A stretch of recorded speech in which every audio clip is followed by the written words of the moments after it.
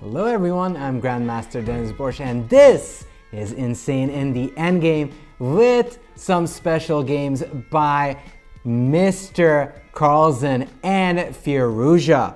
Now those two been vying for the top spots for the Rapid and Blitz Championship, but for the first game I chose a game where Carlsen was actually facing off with Duda. Now talking about the endgames and these two great players, I have to mention two big deals in chess: accuracy and tenacity. The first one is all about accuracy. Now, when we look at this game between Carlsen and Jan-Krzysztof Duda, we have to start from the middle game. We can't just go on in straight up the endgame because the structure will decide how this game will continue on. So I do want to invite you to take a look, have your first impressions, and tell me what you think you see. Any targets for Duda, any targets for Carlsen. That should be the first thing you do. Try to observe. Now, the first thing that would pop and I could see with my own eyes is the e5 pawn actually pressing down in the middle there, making sure there is literally no place to go to for the opponent. Now, apart from the fact that there is a backwards d7 pawn, it's actually not that easy to go after that. So our first goal for all of you just joining and everyone who have already joined this little lecture, how could we potentially go after that d pawn, or what sort of ideas would come to mind? We already know it is there to stay, it can't go anywhere, or we go all French on it and go en passant.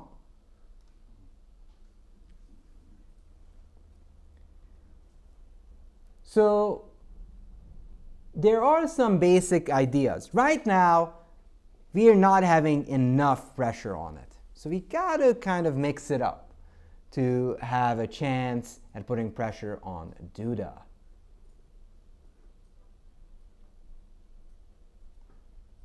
So any first thoughts how we could pressure the d pawn?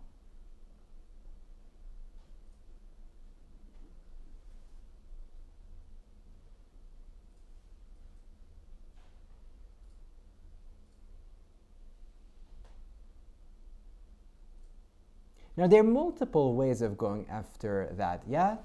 I saw that someone raised their hands. Yes, sir? You could double rooks. Yep, for sure. How would you do that? Or how would you go about it? How would you double? Gotta move that queen out of there. Okay, where? Queen e3. Okay, queen e3 makes sense. Yep. Queen e3 is one way of playing. Any other ways we could double? Yep, go ahead. Rook h e1. Okay. Rook h e1. I don't feel like that's really doubling anything, though. You could put it on d3 eventually. Correct. So you could go rook e1, rook e3, rook d3, like a long-term plan. And actually, Carlsen did something very similar. He did play queen to c3, not to e3. And the reason for that choice is that he was sort of scared that he'd lose one of the a or c pawns. Bishop e7, rook d3. Very similar concepts. Instead of going rook e1, rook e3, rook d3, he decides to go in this direction. Queen e4, just trying to be aggressive, g3, knight a5. Now, here white actually plays this very, very strong move of rook d1, which I want to point out because it is a game changer. If you go b3 already, then there's knight c6, and black is just in time to double attack all those pieces. So if you go rook d1, knight b4, and you don't really have time to take on d7 because there is knight takes a2 check and you lose the queen.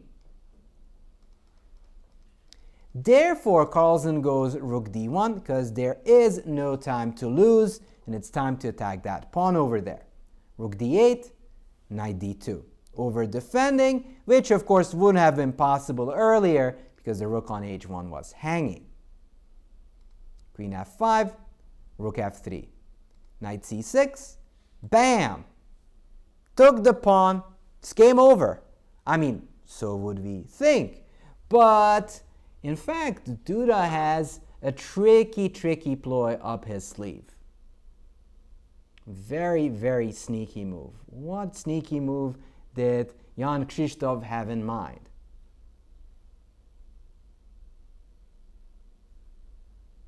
It looks like we're winning a pawn for free, but it is just not so.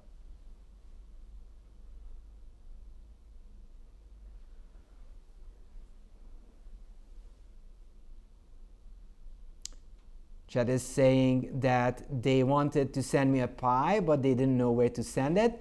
St. Louis Chess Club, you put a beautiful signature there for Denes, and trust me, I'll do my best. Knight d4. And knight d4, I believe, is some sort of an oversight for Carlsen. It looks like there's no way out of here. If you take on f5, knight e2 check, and suddenly the hunter gets hunted. You lose the exchange, you're facing this tripled pawn. This isn't gonna get pretty. However, if you play your first 20-25 moves correctly, even an oversight isn't going to cause too much trouble. And Carlsen actually found the best way he could liquidate in this position. So let's try to find the best way of playing, even though he may have had this missed.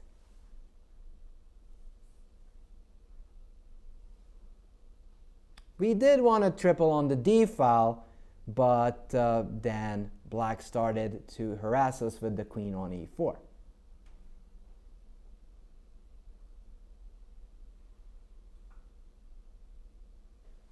Queen d4, exactly. So noticing that there is no way out. If you move the rook, you lose the piece. If you take, we already discussed, then there's knight e2 check, and you lose material. So the best and only way you can continue on is queen takes d4. Pawn takes, rook takes, bishop takes. So what is the pawn count and piece count at the moment? And this is actually very crucial.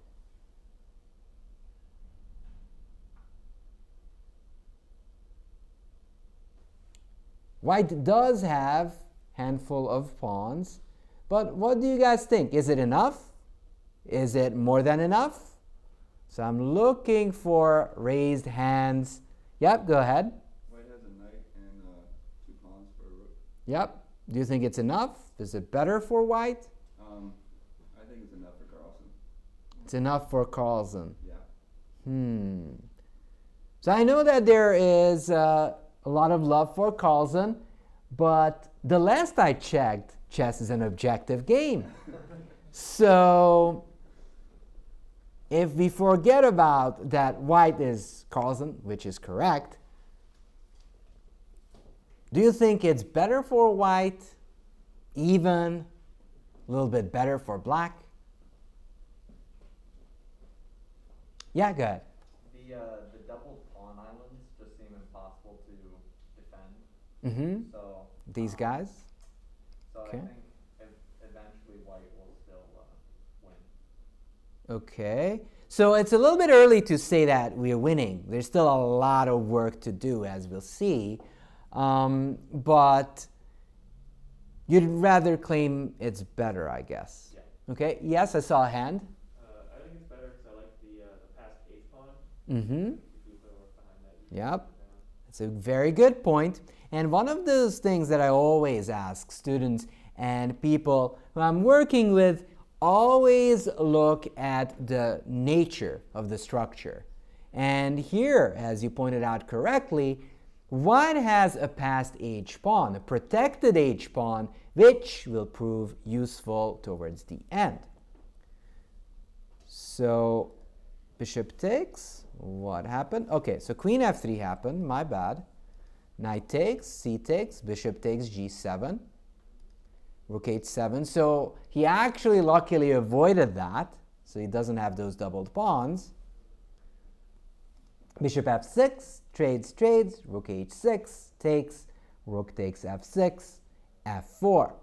Now, whenever you get into an ending and you kind of feel that you're the one trying to press for victory, there is a tendency on these super GM games that they're trying to go for safety. So with that in mind, what sort of moves would come to your heads and minds for white? How could we over-defend our position? f4 is actually the first step in that direction.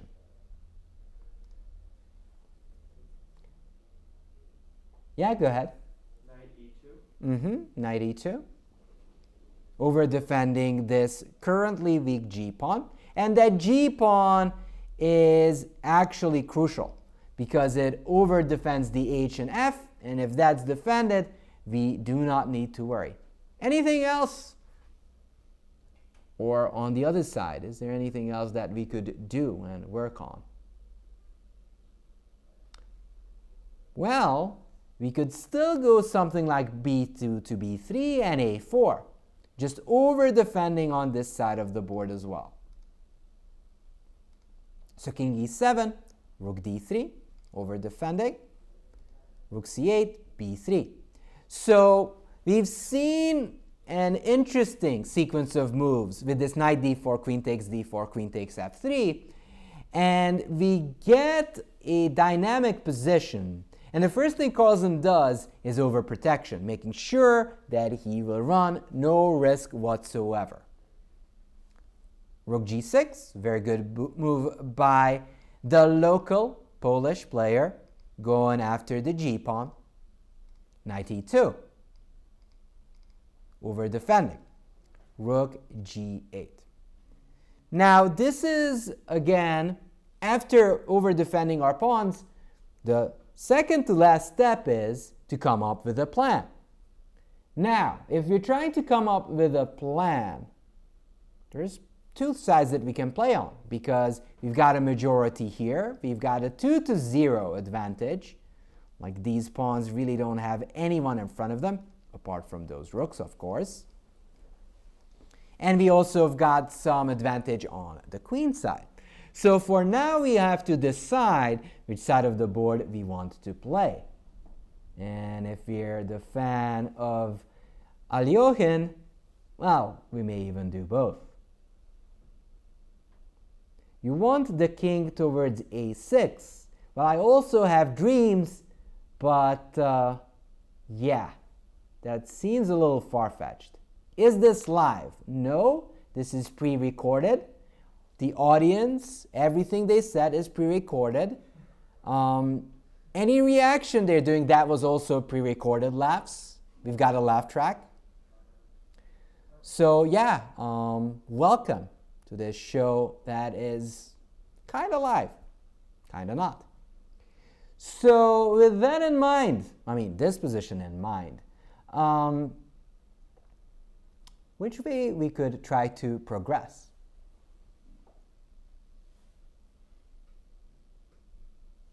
Maybe bring the king to f3. Mm-hmm. Why would we bring that king to f3? So we can move our rook around, maybe? Or Yep. That is very good. That is the plan you want to do. You want to march up with the king and just join the battle. But that still doesn't really tell me which side of the board you want to play.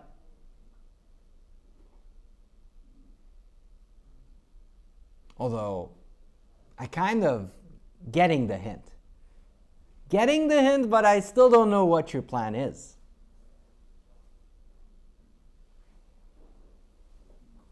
Yes, go ahead. I mean, I think our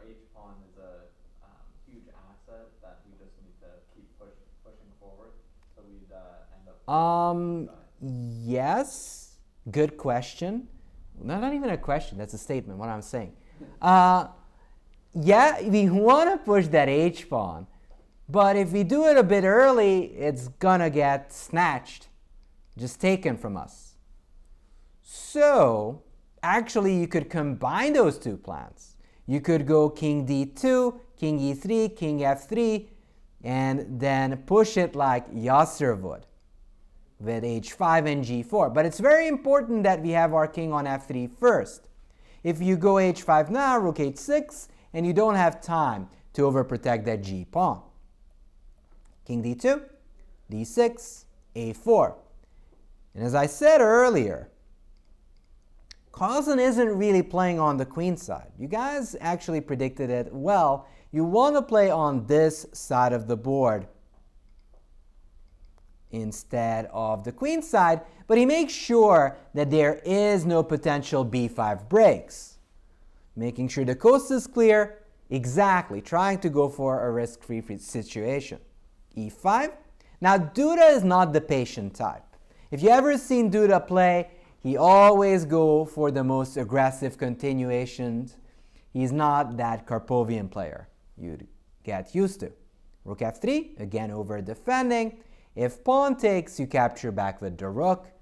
And even if you capture here, you sacrifice, that's just not enough. White still has an extra pawn. Rook g4, king e3, king e6, king f2. All right, so White has this fairly straightforward plan of going rook d3, king f3, and h5. How could Black try to sort of sabotage that idea?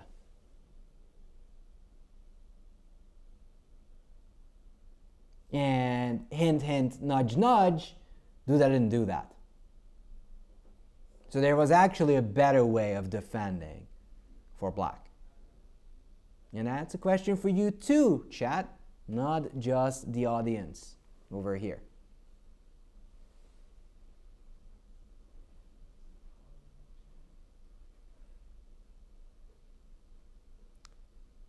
So Black wants to go e4 here, okay. So the idea that we're looking for Jan-Krzysztof is more of a defensive measure. White is trying to go here, wants to go king f3, wants to go h5.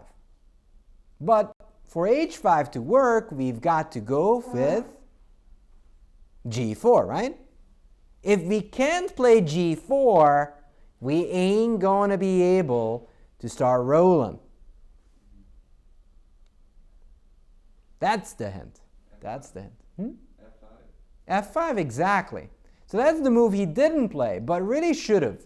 If he gets the pawn on f5, I'm not claiming that Duda wouldn't have lost the game. He probably is still worse, but the plan involving any sort of pawn pushes on the king side sort of dies down.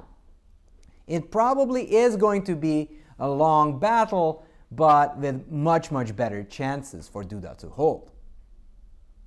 He instead played rook g7.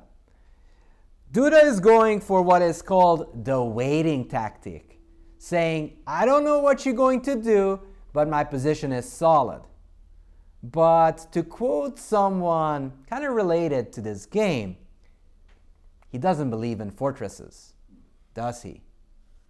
So he went rook e3, king f5, rook d3, just slowly probing away. King e6, rook d5, again just probing a bit. Rook g8, he's saying, nah, no pasarán, you shall not pass. King f3, he's slowly improving on the situation, getting the king up. Now, the reason I wasn't a huge fan of that e4 move, that would give away that d4 spot for the knight. a6, rook d1, king e7. All right, new situation, new problems. Now, whenever we've been thinking about this h5 idea, it doesn't really work just yet because they can still go f5. So we got to look for a different way of playing.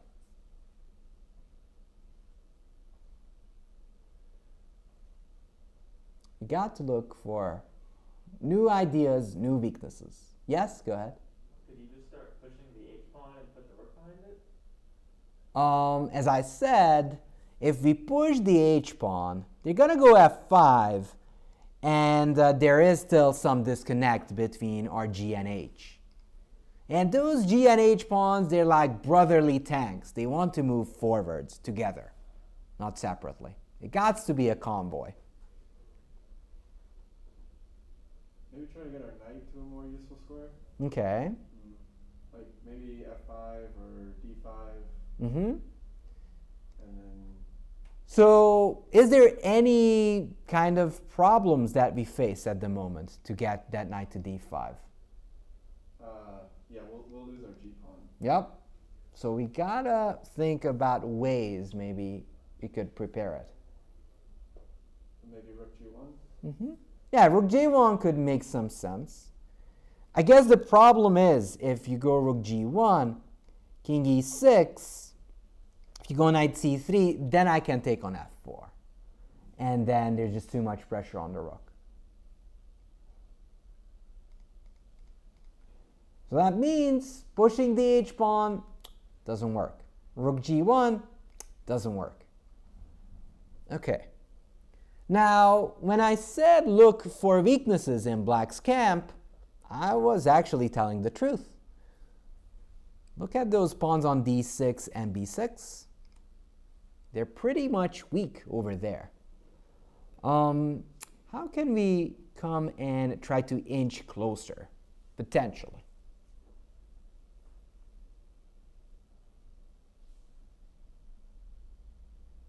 Start pushing your queenside pawn. You can, yes. You can go a5 for sure. Any other ideas? c5 I just capture. I don't really see what's the point there.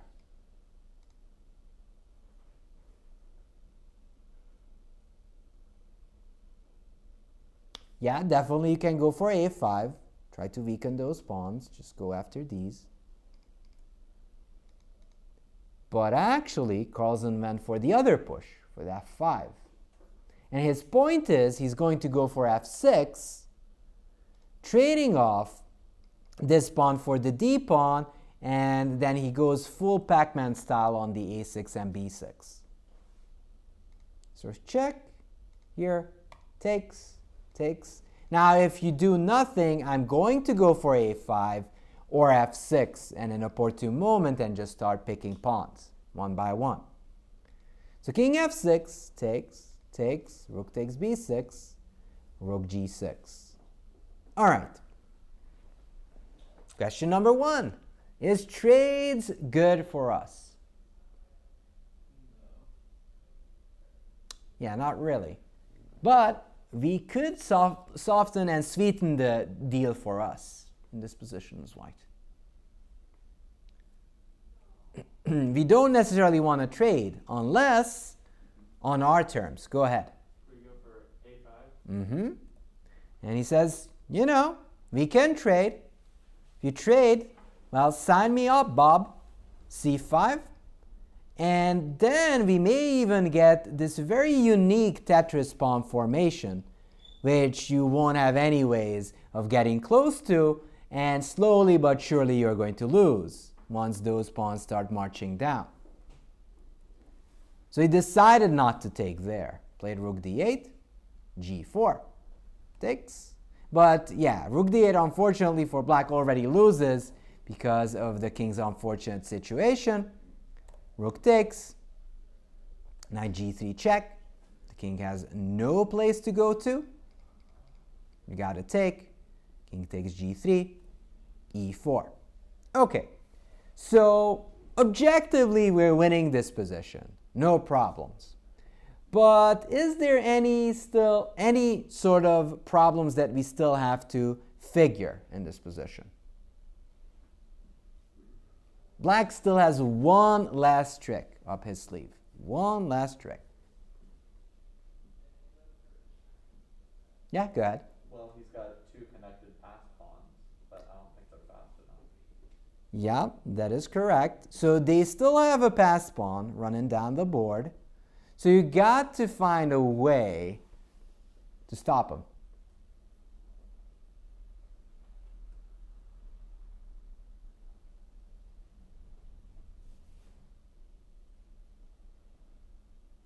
Well, we are going to go in front of it. Go king f2, block it. That's the easiest way to stop all these pass pawns. Just move your king in front of it. f5, a6. Now, of course, it's getting a little bit tighter, but this is already on the 6th, while these pawns are only on the 5th and the 4th. I mean, this is the 5th, that's the 4th. King f4, rook e6. Getting behind that pawn, stopping black from achieving the same thing. Rook here, c5. Just trying to stop that pawn, both directions.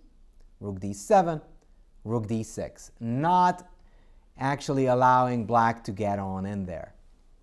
Rook here, rook d4. So what could be the idea behind rook d4, if we think about it? It's actually a multi-purpose move, yes? It hinders the pawn. Yeah, it hinders this pawn on e4, but there's another idea behind it, which makes it so good. Yeah, go ahead. Behind your a pawn. Yeah, so not only do you stop your opponent from rolling, you're also preparing either rook a4, running the a pawn, or running the c pawn, which is, of course, the decisive idea in this position. King e5, rook a4, f4, a7, and this pawn is just too fast. e3, king f1, and here black resigned.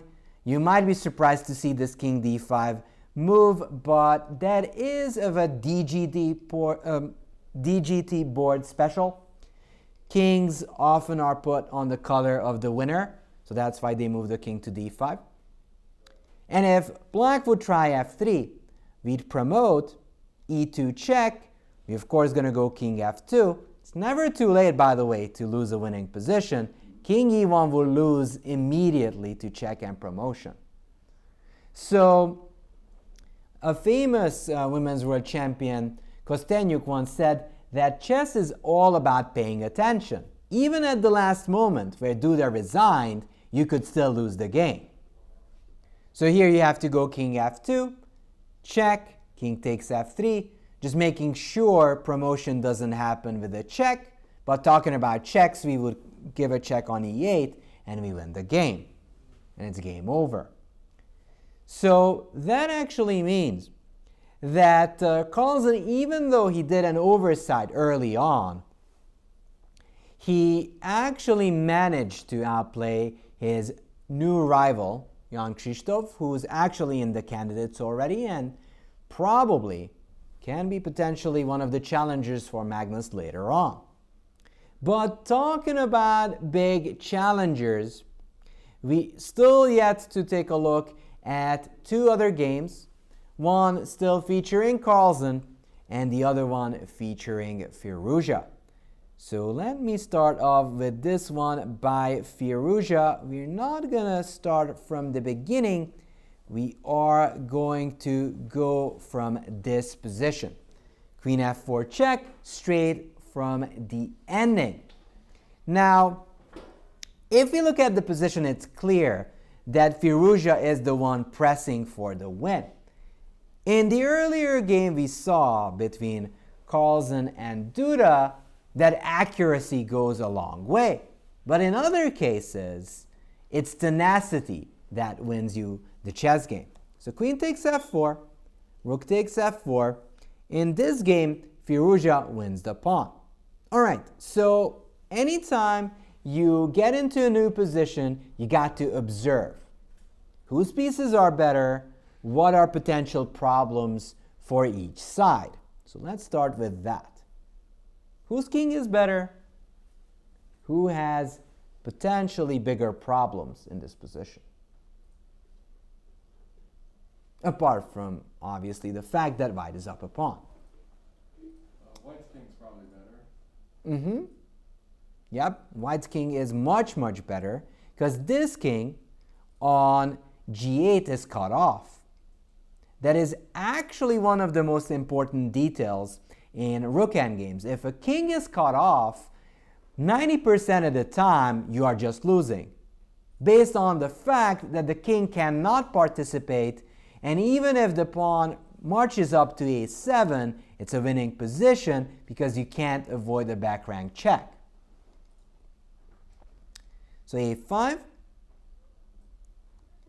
king g3, trying to activate his king.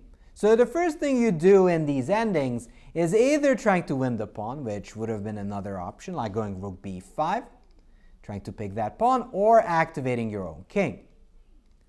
Rook d4, rook a7, going after that a pawn. Here, takes, rook takes b2. And even though we alluded a little bit earlier, or where the rooks ought to be, are the rook placements good for white? Absolutely not. This rook on a5 is probably kind of not enjoying their stay on a5. It'd rather be on a1, supporting it from behind, and then the win would be crystal clear. But with the rook on a5, it's hindering that pawn from moving forward, and if you ever move away, you will have to face all these checks and struggle because of that. So he goes rook a7, keeps this king at bay, rook a2.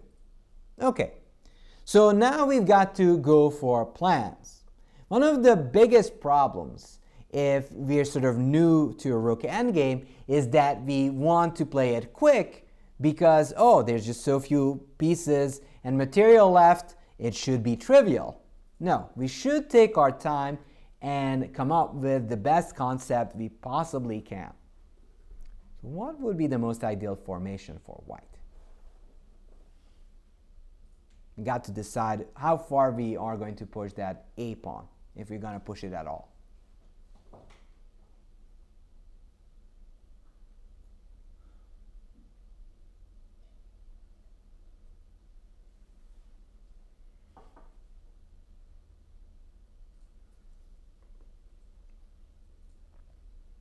Would you go h4 here? h4? Yeah, h4 seems very reasonable. You're fixing these pawns, so that's a good move. Any thoughts about the a pawn, though?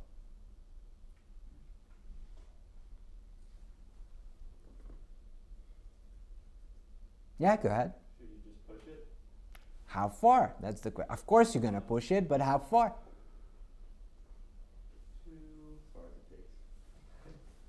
Preferably a8, but Yeah, congratulations. That's the answer. You want to promote your pawn. Correct? Unfortunately, we've got that a rook in the way, and if you move that away, you lose the pawn. But yeah.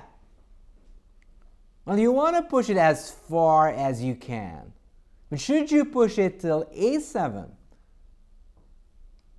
or a6? I mean, those are the most viable options at the moment.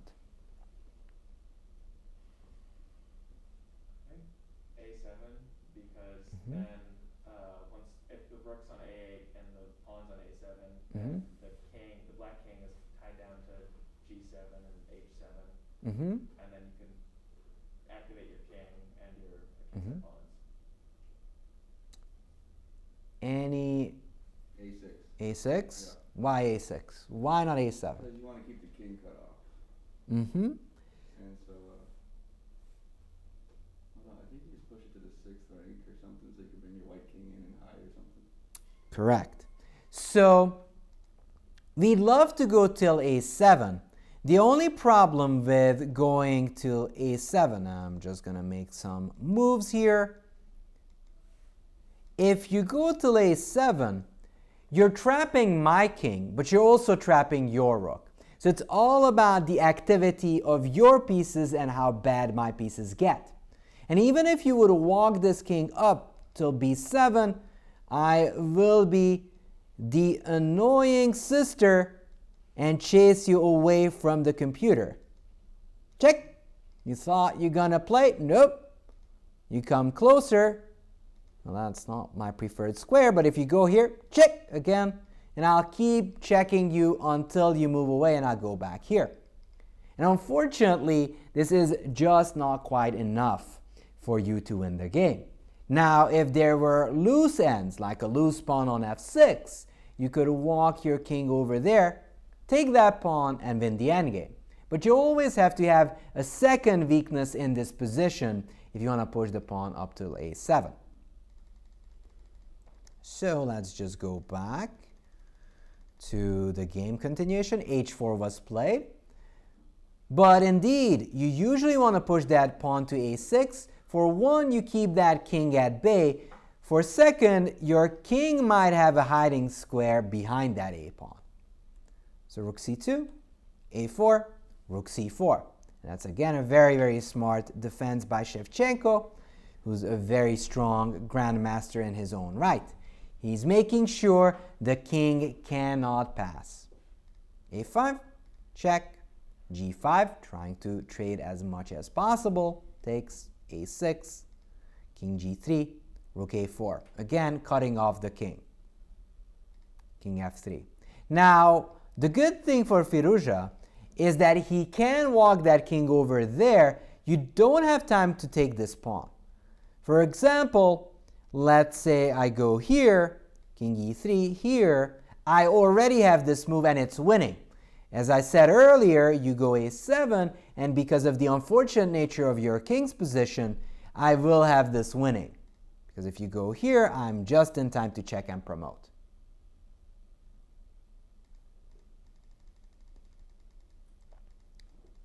So rook takes, here, here, king f3, king f8, king e3, g3. King is walking there, so it kind of will act as a defender, sort of releasing this rook so he can just trade on the other side. King here, a7, check, king g5, king h4, and now Firouzja decides to abandon the a pawn. Takes, takes, king c6, g4, king d6, rook f5. Now here actually Firouzja makes a mistake. You can cut off a king from the side, but you can also cut them vertically with rook h6 and go g5. And the thing is, if you go here, then I check again.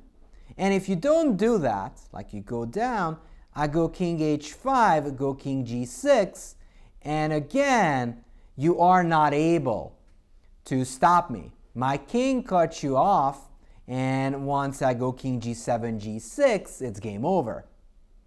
So people tend to forget that apart from the standard cutting off of the king, you can also cut him off this way as well, which would be also a winning position. Did I see a raised hand there, or?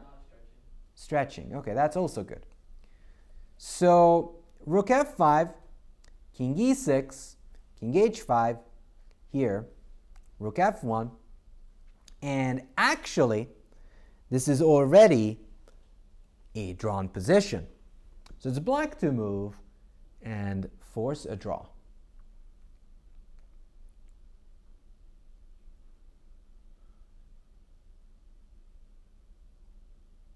Yep, go ahead. Rook h8. Rook h8 check. And then rook g8. And the problem is, you can go forward. You got to defend that pawn. Whatever you do, even if you go king h5, I check again, and you're forced back. So he moves back, king g3, rook g8, rook f5, rook a8, king f4, rook b8, still just waiting. There's nothing you can do. g5, and again, the funny part about chess, that even if you're up a pawn in a rook endgame, you can still lose it in a single inattention.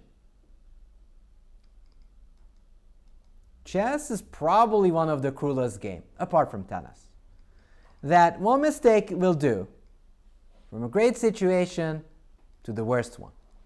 Of course, we're talking about Firouzja here. Now, the position is objectively drawn right now. And what Firouzja does is being tenacious. So he keeps on trying, keeps trying different formations until his opponent fatigues.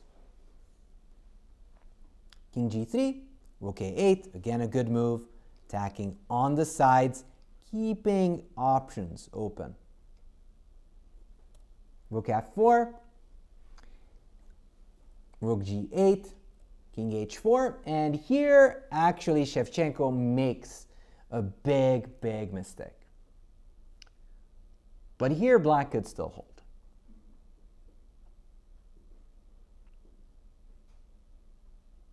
And because of this mistake, actually, Shevchenko, instead of holding, loses.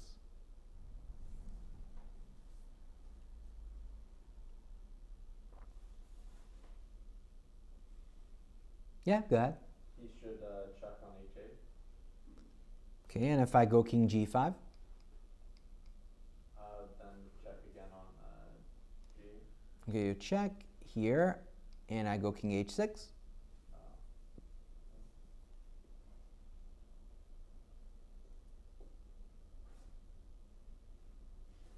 Should black go king e5? And if I go rook f5? Just go back. And if I go king h5?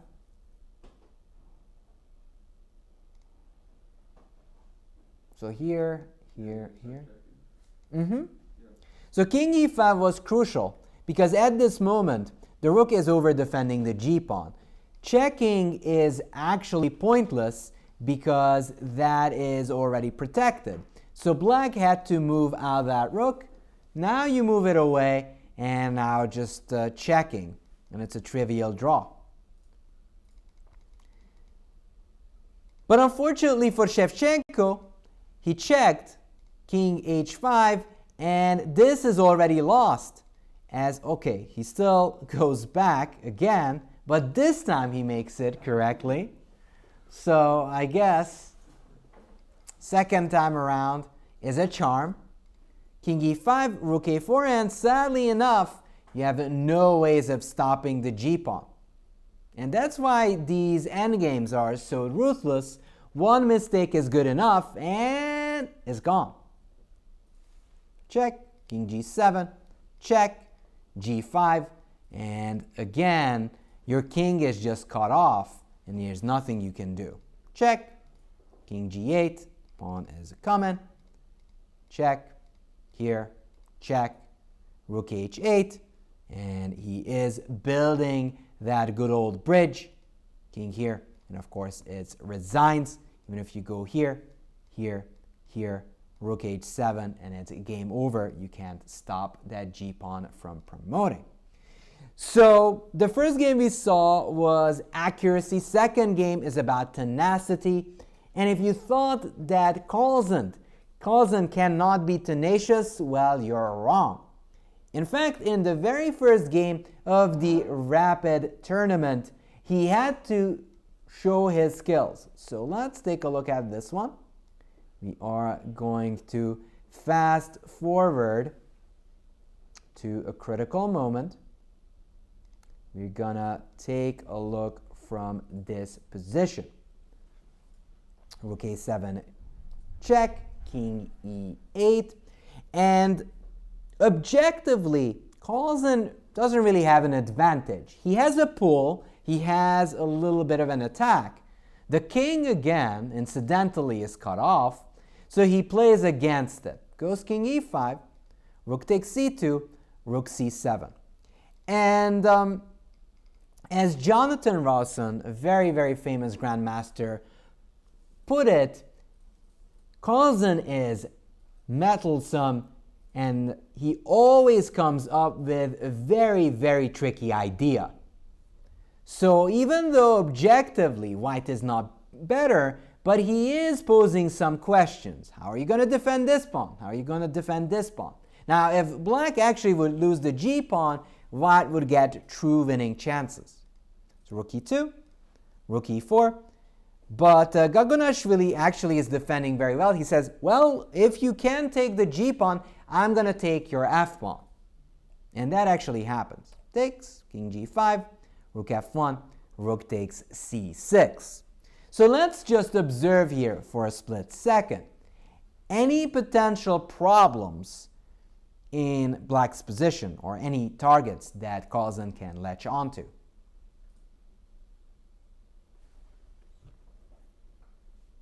Yep. Could he try to pin the knight to the rook?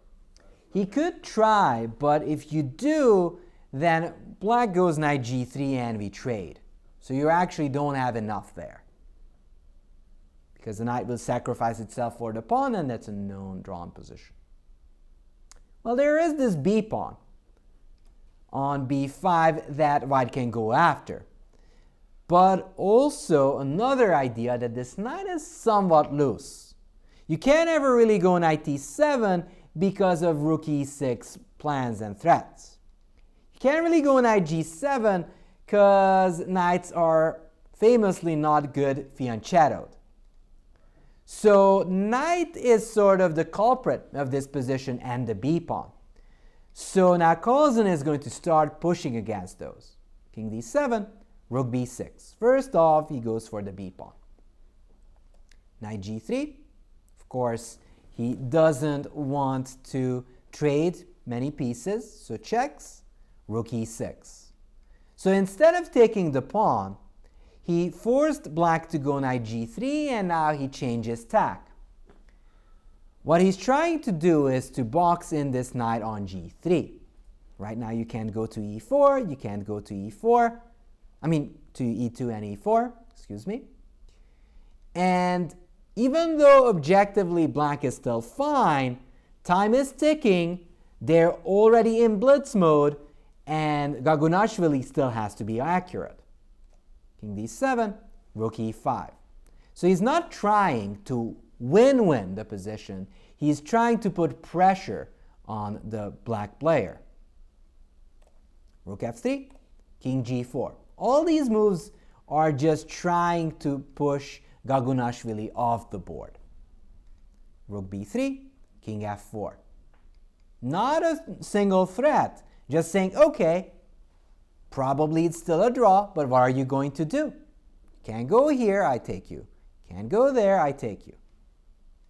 King c6, a good move. And props for Gagunashvili to holding on here. He's not trying to make like big sweeping moves. He's waiting. He's saying, okay, this should be objectively even, so I'm not in a rush to make a decision. Rook e6, rook e5. King c6, bishop f2. Again, giving the option for Gagunashvili to take on b4, and then you get into this torture chamber with bishop rook versus rook, which objectively is drawn, but it takes some effort to hold. But actually, maybe it would have been the right time to do it, because then you know that for certain I'm going to have to defend this ending. And probably black could just set up the right construction, push, give up this b pawn, and just hold from there. Because you're going to see he's going to get into a construction which isn't as easy to hold. So bishop f2, knight f1, keeps the knight, bishop e1. Changes the placement, but for a reason. He's going to defend the b pawn from the e1 square while at the same time eyeing the g3. Look at that, this knight has only one more square left. Started out on f5, completely mobile and defendable. Now this knight on f1 is actually running out of space. Knight h2, rook c5, bishop c3. Not only is he closing off this knight, he's also closing off this rook on b3. Knight f1, bishop e1, king e4. And he's slowly inching up closer, and now remnants of mating ideas with bishop f2, rook c7 is showing up. Knight c4, king d4. Rook b1, bishop c3. Check. Here, knight d6 check. And it's still nothing. It's still not a huge advantage. It is still very much symbolic. Probably he could try to go rook d6 and then go knight b6. But I guess Gagunashvili thought that I'm off the hook by now. Nothing's going to happen. Check. Rook d3, bishop e1, knight c4. And suddenly the bishop does show up, and now it's getting dangerous. You go king there. I might as well start threatening that rook c7 idea. Like here, rook c7, and it's getting dangerous. So you played king b7, rather gave up the pawn. King a6, knight d6, king e5. Knight f7, check. Knight d8, b5. Still very drawish, but it's progress. He got the extra pawn, and the king is also a little bit cornered. Rook d2. And note that he also played this b4 to b5 move to take away that square. Bishop e3, rook e5. Again, over defending everything. Very similar for like the Duda game. He's making sure that everything is guarded. King c7, rook e4, check, rook c3. Again, he's not trying to do anything spectacular. He's saying you just don't have a move. And now Gagunashvili goes here, bishop b6, and Gagunashvili had enough.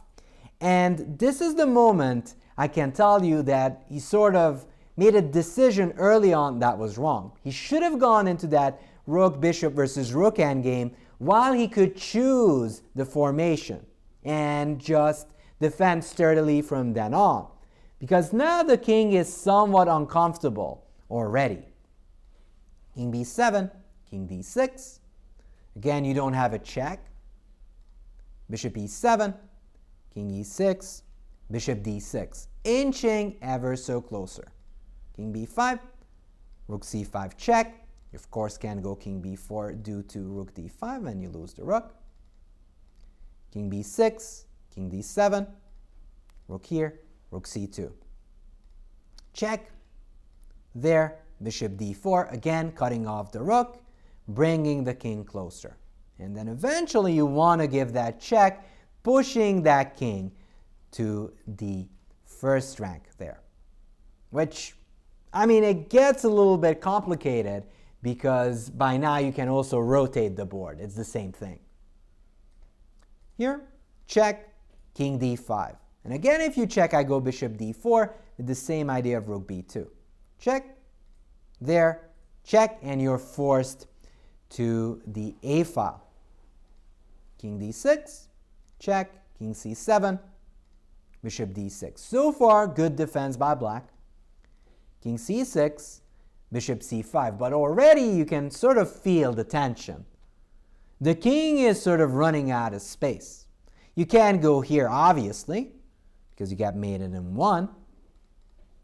You can't really go here because of here and you lose your rook.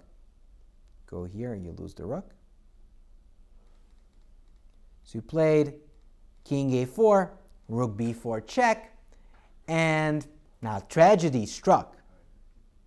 He had to play king a5, and still is it's a torture, but he's probably still having chances of holding. But he played king a3, and that directly ran into rook b1 check. And it's game over. So what did we learn from this game? We learned that even in an even position, a position that is equal, you have chances to win the game if you make it hard for your opponent to come up with a clear-cut plan. Conversely, on the other side, Gagunashvili should have tried for a more crystal clear plan to hold the position. So I really hope all of you enjoyed this lecture on the accuracy, the art of accuracy by Carlsen and Firouzja, and how tenacity can somehow net you some juicy points. Thank you so much for watching.